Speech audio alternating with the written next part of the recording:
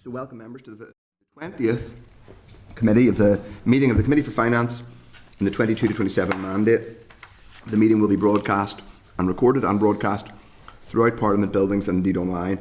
Members and those in the public gallery, you are welcome to use mobile devices as long as they are in airplane mode or muted. Item 1 is apologies. We have apologies from Steve Aiken, Nicola Brogan and Jerry Carroll. The Deputy Chair is joining on Zoom and we will proceed on that basis. Obviously, we will, I hope, maintain quorum throughout today's business, which is our hope. And the next item is declaration of interest. If any members, any interest that's relevant they wish to declare? No. Okay. Item 3 is chairperson's business. First of all, freedom of information requests during summer recess. It is standard practice to delegate authority to the chairperson, deputy chairperson during periods of recess to submit views on the releasing or withholding in any non-routine or contentious FOI requests received by the committee, and that any such views would be brought to the committee, the attention of the full committee at the first meeting of summer recess. I think it's worth saying there are very few things that we hold that are FOI, the committee is technically FOIable, but most of the information we hold, we have got it because it's been given to us by a department, so it's more likely that they will go via the departments, but this is just a bit of business that we need to take care of. Are members content that we delegate authority in that manner? Great. Okay. Thank you. The next item is correspondence received during summer recess. It's anticipated that the committee will continue to receive correspondence over the summer recess period. It is standard practice that routine correspondence would be considered at the first committee meeting at the new session in September. However, it is up to each committee if they wish to agree any urgent matters via correspondence, and this would be reflected in the minutes of the next meeting. Are people content that anything urgent that people are contacted about it, and people have I think it's important people do have the opportunity to give their view as and when that arises. So if people are content with that, we'll proceed. Okay. By email then? Yeah. Email, yeah. I mean, we can also use. I think it was worth saying if there are particular. I think it's worth saying, Chair and the Clerk would agree, and others in the committee staff. Given if there are particular bits of correspondence where we think it's important that we have a kind of receipt that everyone is aware, and we will endeavour to contact people via text, WhatsApp, whatever. I think just to flag to people if it's either particularly urgent or we think it's particularly important that people to make people aware that they have seen it. So we will endeavour to give the undertaking. Obviously, in certain cases there might be a slight variance in terms of what's urgent, but I think we'll know it when we see it. So everything will come through the first meeting anyway. So anything, no matter whether we've sent it out or not, it will all come through the first meeting. So we would have to, like if it was a detailed response, for example, giving a committee view, we would have to agree it at the committee hearing. It wouldn't simply be, we wouldn't be taking important actions out with that. Okay. The next item is Minister of Finance, future primary legislation. So members, on page 3 of the tabled pack, the Minister has written to us in relation to future primary legislation. Firstly, a financial provisions bill to bring forward a number of legislative changes that departments require for routine, non-controversial financial matters. And secondly, a fiscal council bill to provide the statutory basis for the work of the fiscal council. The financial provisions bill will bring forward legislation on behalf of 7 departments, these being DERA, DFC, DFE, DFI, Department of Economy. Now, which DFE and DE? DFE and DE, economy, education. So the DE is just the DE. There you go. The economy gets an F. Every day is a school day, appropriate enough for the department. So both of those departments, DOF and TEO, with 17 new legislative provisions being taken forward on a diverse range of issues. A summary table of the proposals has been included in the tabled pack for members' information. There are 3 provisions for DOF itself in relation to financial transactions capital, the appointment of the NIAO external auditor, and an increase limit on advances from the consolidated fund. The department, for contingencies I should say, the department is now engaging with the Office of Legislative Counsel to begin drafting, and other departments are being asked to undertake public consultation and impact assessments. It is indicated that the bill will be brought forward in the latter half of the year. An oral briefing on the bill has been indicatively scheduled for the 18th of September. The committee may wish to consider forwarding the information provided by the Minister on the cross-departmental provisions to the other 6 departments impacted by the bill, does that mean the departmental committees or the departments themselves? Departmental committees. The Departmental departments committees, will yes, already be engaged. indeed, yeah. Okay, so if people are content with that, we will forward that to the other committees. The Minister referenced the bill in her second stage number 2 bill, in her second stage number 2 bill speech yesterday as supporting the move of spending under sole authority in the number 2 bill being legislated for in the financial provisions bill. As the committee has undertaken to monitor this spending, its scrutiny of the bill will facilitate that, and I think it's worth just putting on the record a welcome for the Minister's move to, and the fact that she did acknowledge that she was moving to address some of the black box spending, as it's called, sole authority of the budget bill spending, and I think that's welcome, so put that on the record. The Fiscal Council bill should be drafted by the end of this year. However, this is dependent on OLC workload and management of the Executive's legislative programme. A policy document outlining a draft framework for the bill is included in the tabled pack. An oral briefing on the Fiscal Council bill has been indicatively scheduled for the 25th of September, with a briefing from the Council scheduled for the following meeting on the 2nd of October. I think we already have agreement in relation to forwarding the information on the Financial Provisions Bill to the other committees, and also the legislative instructions for the Fiscal Council bill being forwarded to the Council. I presume they'll have already seen it. I think it's important if people agree. I think we should obviously, along with the other strategic priorities we set, I think that will be an important piece of work for us in the autumn. And I think because I think we are a key stakeholder, and we're not just a scrutiny committee, we're actually a stakeholder and a customer in terms of Fiscal Council's work. We're probably one of the most important customers in the Stormont sense. So I think us doing as much pre-legislative scrutiny and taking evidence on that will be important. And there's a list of witnesses who we heard from actually in the previous iteration of the Finance Committee, including people like obviously the OBR in London and the Fiscal Advisory Council that advises both the government in Dublin and the Oireachtas, and the Scottish Fiscal, I've now forgotten whatever it's called in Scotland.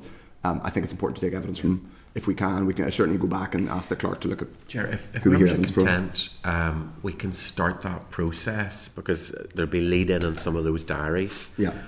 So if members are content, we'll do a flag up and possibly start offering some dates, and then see what they can pick up on. People are content with that? Great. Okay. The next item is transformation bids. The Department of Finance transformation bids 24-25. Earlier today, members were emailed copies of the Department's 6 bids for transformation funding. You will have seen that these include things like Integrate. The committee was previously given the titles of the bids but not the details. These will be included in the meeting pack for both the first meeting back in September and the meeting of the 25th of September, when we are due to receive an update briefing on the Public Sector Transformation Board. So this is really to note those bids pending further consideration of the in September. Okay. The next item is draft minutes of our meeting on the 26th of June, which is page 7 of the meeting pack. Are members content that those minutes are a true reflection of the meeting on the 26th of June? If they are, then I sign them. Agreed. Thank you very much. The next item is matters arising. And if you look at at page 17 of the meeting pack, this is on the consultation on non-domestic and domestic rating measures to support budget sustainability by raising additional revenue and clawback on COVID-related grants. Members, we agreed on the 12th of June to request a further oral briefing on this consultation after the results were published. Officials have since indicated this could be scheduled for the committee's first meeting after summer recess on the 11th of September. Also on the 12th of June, members asked for details of the department's work to claw back some COVID-related grants. Numbers, which includes numbers, amounts and context for this work, and that can be found at page 17 and 18 of the meeting pack. Obviously, so we'll return to this in September, and that's just a note, unless anybody wants to say anything additional about that. Okay. Next item is the SEUPB issue, which we discussed on the 12th of June. On the 12th of June, members noted that the SEUPB, the Special EU Programmes Body, annual report and accounts for 2021 had not yet been laid in the Assembly Business Office. They were subsequently laid and noted at last week's meeting. At the same time, members also raised additional queries in relation to a delay in certifying the 2022 and 2023 draft accounts in relation to any excess expenditure incurred by the SEUPB in 22 and 23. The department has now responded that the 22 accounts have been certified by both audit offices and officials are engaging with their southern counterparts relaying the laying of these, presumably that means the laying in the Oireachtas or whatever. Both, yeah. The 23 accounts are still with the respective audit offices. Details can be found on page 19 of the meeting pack. So that's for information. Does any member wish to raise anything on that? Diane, Deputy Chair. Yeah, thank you. And it was something that was raised in the chamber whenever the minister made her statement on the North South Ministerial Council with regard to this. Given that their increase in spend our staff on this and the fact that the 22 and 23 accounts hadn't been laid anywhere, I think it's just important that we just don't get an update on where the accounts are. We would like to see an assurance that there was no issues raised by the audit, that it was a clean opinion or any information like that, because we're moving into 24, 25, hearing that more money is being given to them, whereas we're not sure what the audit opinion is over the past 2 years. I think we can ask that we are kept abreast of, particularly with the summer, of where they are with signing these off, and that we be kept up to date. I think that's perfectly reasonable. We'll do that as part of our. People are happy enough with that. Okay. Fine. The next item relates to the Joint Exchequer Committee. So, members, at page 23 of the meeting pack, you will find sorry, not page 23, excuse me. At page 20 of the meeting pack, you will see this item. At the meeting on the 12th of June, members agreed to request details of the extent of meetings of the JEC. The department has indicated that the terms of reference in the interim fiscal framework does not specify regularity of meetings, and that the programme of meetings will be agreed between the Minister of Finance and the Chief Secretary to the Treasury.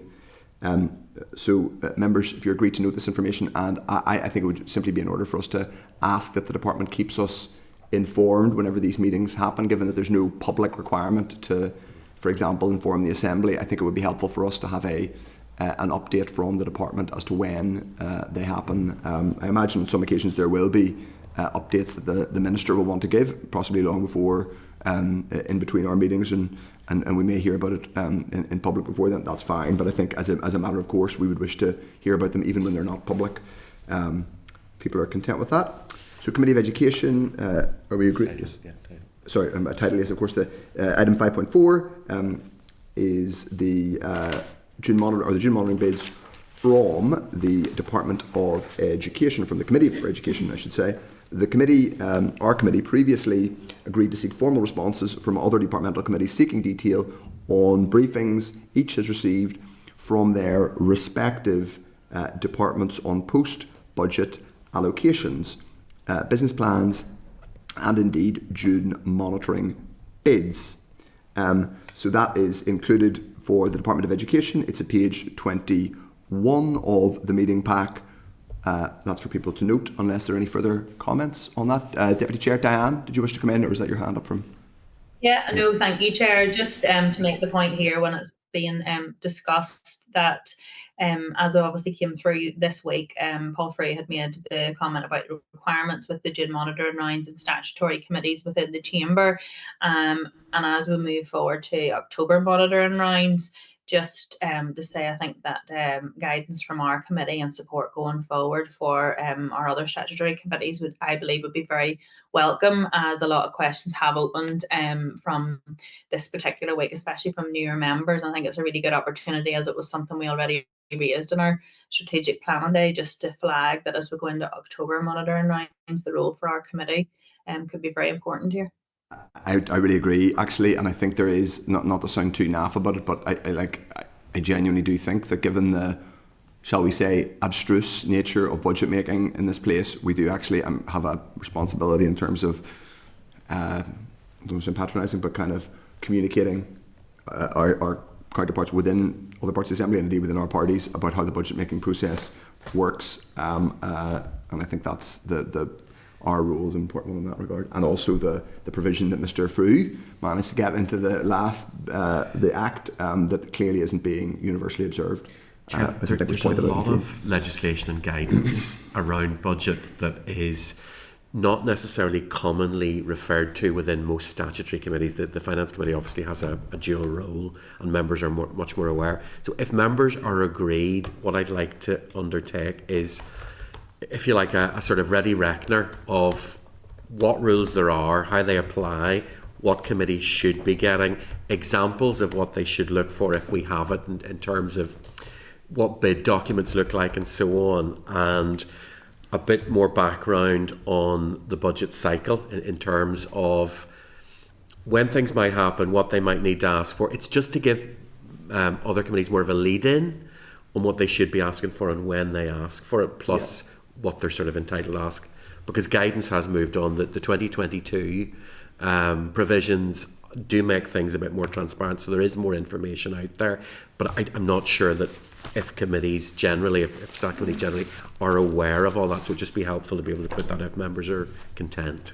Great, yeah. Thank you. Agreed. Okay, thank you.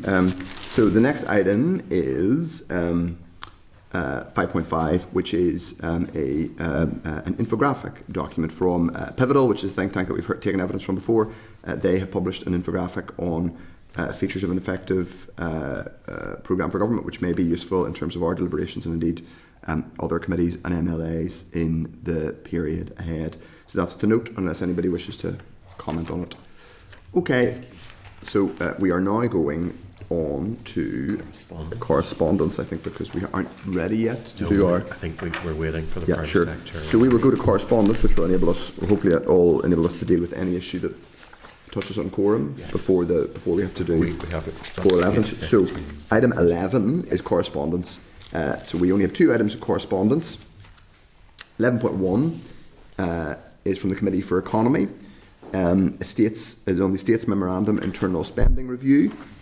At page 465 of the meeting pack, members will find correspondence from the estimates rather than estates. I should have said this is estimates, not estates memorandum.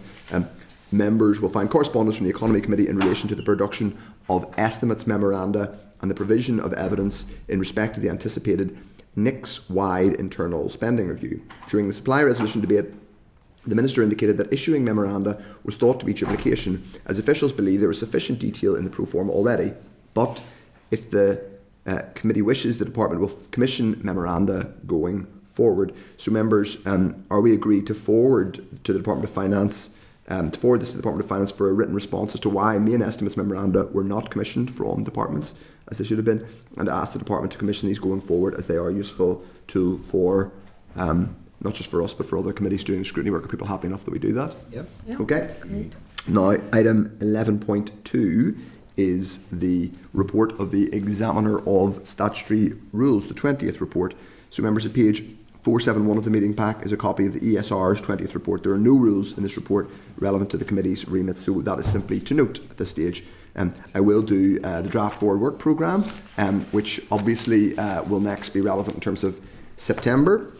So the draft forward work programme is at page 480 of the meeting pack, and that obviously includes the draft forward work programme for September. So we'll just ask the clerk to talk us through that, because it's obviously filling up. So, Chair, we've already mentioned a couple of dates that we're looking at in September for various briefings. We need to pin those down. Obviously, we've also mentioned a further briefing from around the Public Sector Transformation Board the 25th.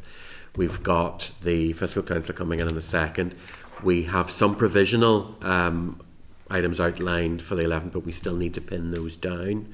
But we're probably talking in terms of, I know originally the committee had talked about doing the strategy session in September. I just think now we're probably looking at maybe putting that into October, because we'll have a better idea then what's going to happen around the Fiscal Council bill. We might have more idea about the timing on the Financial Provisions bill as well. It'll also give us a bit of time and space to kind of deal with all the items that have come in September. So if members are content, we'll probably look to move that into October. That'll still give time to get that underway before the we get to Christmas, it seems wrong to be talking about Christmas this early, but members will appreciate that's kind of now what we're looking at, that September to December stretch. So as I say, those early weeks we're pinning down that. We're in discussions with the department about it, and as members have already agreed, we'll start looking to programme in some of the people we'd want to bring in about the Fiscal Council bill.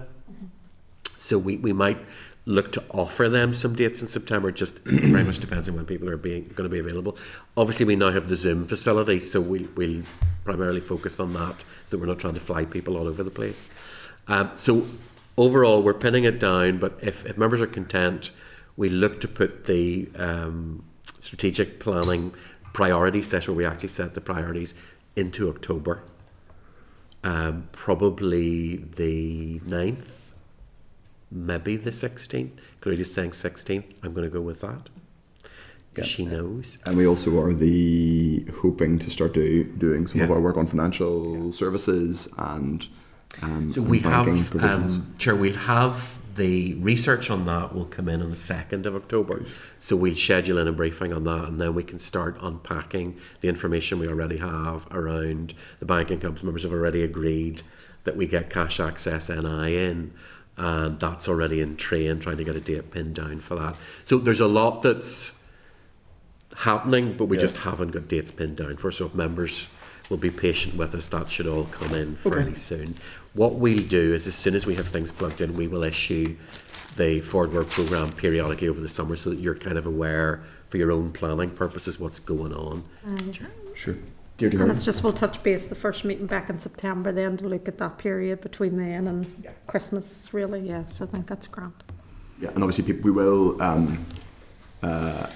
people can't be in touch over the summer on those things, and I would also encourage, not that I want the committee staff who've been working very hard for us over the last number of months to get a proper break, but I would also encourage members, should they be inspired, to contact the committee and feed in ideas for either what we've agreed already in terms of what we're going to touch on, or indeed any other thing that we think we should take. That would be really useful, Chair, because often members have been out and met a lot more people than we will have done, and therefore if there are particular groups or whatever that they feel would be useful to bring in, it's really helpful for us to hear that.